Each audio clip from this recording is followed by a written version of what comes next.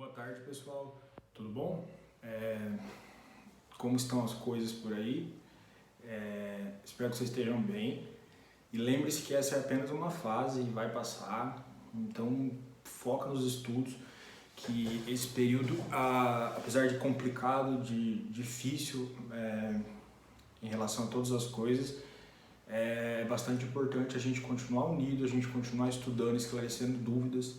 Sei que não é a mesma coisa, por isso que até a gente tem que valorizar bastante a aula presencial, nós como professores e vocês como alunos, mas é o que a gente tem agora, então vamos fazer bom uso disso para que a gente não perca o caminho, beleza? Então hoje a gente vai falar sobre semiologia do sistema urinário.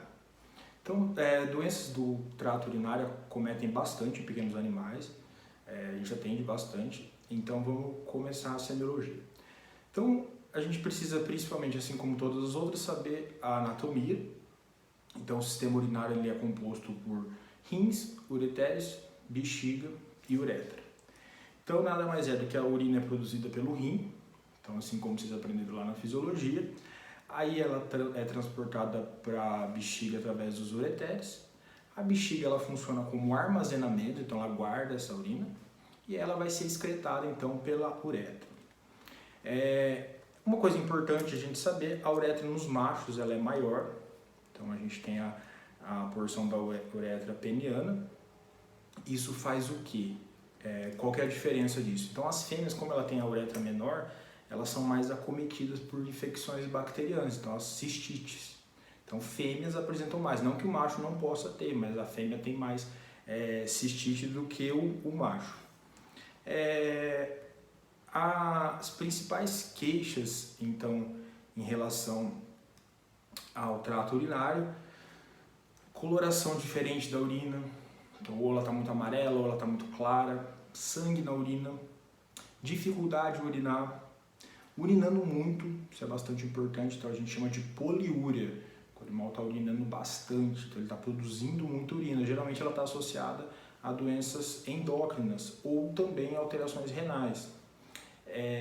Dor ao urinar, então o animal faz a posição de micção e ele sente dor, não está urinando, incontinência urinária, então o animal urina de pouquinho em pouquinho ou sem, ele é incontinente, ele urina quando ele está deitado, uma micção, ele acaba urinando e acontece bastante nos nossos animais velhinhos, bebendo muita água. Então a gente chama de polidipsia, então o animal tem muita sede, bebendo pouca água.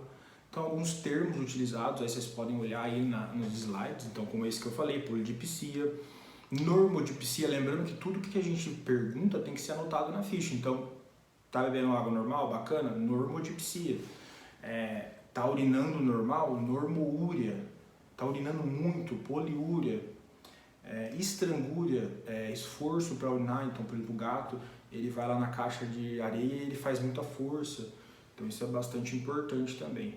Hematúria, então hematúria é sangue na urina. Polaquiúria, então aumento da frequência urinária, então ele vai urinar várias vezes. Anúria, então ausência de urina. E existem várias doenças, né, que acometem o trato urinário. Então, insuficiência renal, então acontece bastante na medicina veterinária, cistite, então inflamação e infecção da bexiga, cálculo vesical ou cálculo renal, então acontece bastante. Tem muito cálculo vesical, então pedra na bexiga, popularmente dito, ele está muito relacionado à raça, então predisposição racial, por exemplo, Lhasa, Schnauzer, tem bastante cálculo, neoplasias, então câncer na bexiga, câncer no rim, obstrução, então obstrução por cálculo, por sedimentos, por plug, que acontece mais em gatos. Gatos têm bastante problema urinário, então gato está muito relacionado a estresse também, então gato estressou, ele pode ter problema urinário, então está muito relacionado ao estresse, então por isso é importante uma anamnese detalhada, então se aconteceu alguma coisa diferente, se o dono foi viajar, se introduziu outro animal na casa, então o que aconteceu que esse gato teve problema urinário. Então, a avaliação do paciente, então a resenha, a identificação, então a raça, a espécie, idade, então o que é comum idoso, o que é comum para mais jovens. Então, geralmente, um idoso, a gente pensaria mais numa insuficiência renal, não que não possa acontecer no animal mais jovem. Então, as perguntas na anamnese, então, se ele está urinando, como está essa urina, como está o volume dessa urina. Então, por exemplo, se o cachorro é muito pequeno, a gente tem que perguntar, porque às vezes para o tutor é normal, mas é uma poça muito grande, às vezes ele pensa, está urinando muito, não, mas ele urina só uma vez, 2 vezes, mas será que não é grande o volume? Quantas vezes ele urina? Está comendo, está bebendo água? Está vomitando, é bastante importante também, doenças do trato urinário. Tomou alguma medicação? Então, às vezes tem tutor que faz medicação, por exemplo, anti-inflamatório em dose alta, e ele pode causar uma doença renal no paciente. Já tomou antibiótico, já teve cistite, então essas perguntas são bastante importantes. A desidratação é importante a gente ver o grau, então puxa a pele do animal, geralmente a gente faz no dorso, então puxa a pele para ver o grau de desidratação, na verdade a gente vê a elasticidade dessa pele. Aí tem a foto lá para exemplificar vocês e vocês vão aprender isso bastante na prática também. E tem os exames, a importância dos exames, então a coleta de urina, os tipos de coleta, então tem a micção natural, ela é um pouco mais difícil, tem cachorro que não deixa fazer na hora que você vai colocar o potinho ali, e ela vem mais contaminada. Tem a cateterismo, então a gente utiliza o catéter, ele vem menos contaminado do que a micção natural, mas também tem contaminação. E tem a cistocentese, que é a metodologia mais fidedigna quando a gente pensa em relação à contaminação, que você introduz uma agulha no abdômen direto e coleta a urina direto da bexiga. Bastante importante, principalmente para fazer exames de cultura, para saber de relação a bactérias e tal. É bastante importante também a questão da sondagem, então vocês vão ver nas fotos lá e futuramente a gente vai... Vocês vão ver isso na prática, né? A sondagem do macho, os tipos de fêmea, os tipos de sonda, o tamanho da sonda referente ao animal. Na fêmea é um pouco mais difícil de sondar, requer prática, né? É utilizado o espéculo, que tem nas fotos lá também. A técnica de cistocentese também pode ser feita guiada por ultrassom ou não. Guiada por ultrassom é melhor porque você tem mais certeza, mas pela anatomia você já consegue também. A gente vai ter uma aula prática depois, futuramente, no LabSim, bastante bacana em relação a essa aula. E pode ser que alguém já tenha feito até porque tem essa aula lá. Os exames de imagem, então raio-x, ultrassom é extremamente importante para avaliar o rim. O ultrassom vai avaliar a bexiga, vai avaliar a parede da bexiga, se tem cálculo, se não tem. E a gente tem as particularidades do paciente felino. Então a gente tem lá na aula, é uma grande casuística, gato ele obstrui muito fácil. Então, é importante, gato não bebe água tanto quanto deveria, então é importante a gente questionar isso, a questão de ter fonte de água, vários pontos, a questão de caixa de areia é bastante importante, o fator estresse, então a sondagem no gato é diferente do cão, então tem as fotos lá exemplificando também quando o gato obstrui.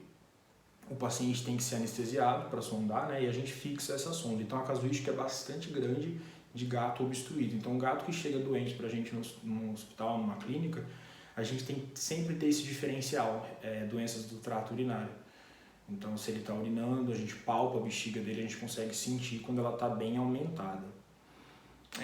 As principais doenças, então o cálculo, tudo, então todas essas doenças são um desafio para o clínico, então a gente tem que saber conduzir quando a gente vai pedir qual exame, qual que é o sintoma, para a gente não só tratar, não só medicar o sintoma, mas saber a causa base, saber o que está levando a isso. Beleza, pessoal?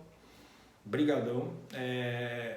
Depois a gente se encontra então para tirar dúvidas no chat, estudem, vejam com atenção a aula e podem me perguntar e em breve a gente vai ter essas aulas práticas, vocês vão vivenciar esses pontos, então fiquem tranquilos, o importante é a gente não parar de estudar, de se atualizar, não se preocupem com o depois, vamos focar no agora, a gente vai ter tempo para ver tudo isso depois, vocês estão no 4º termo, vocês vão ver bastante isso em estágio, no hospital, então fiquem tranquilos e tranquilos, foquem agora no agora, então não vamos desanimar. Beleza? Abraço a todos e a gente vai se falando.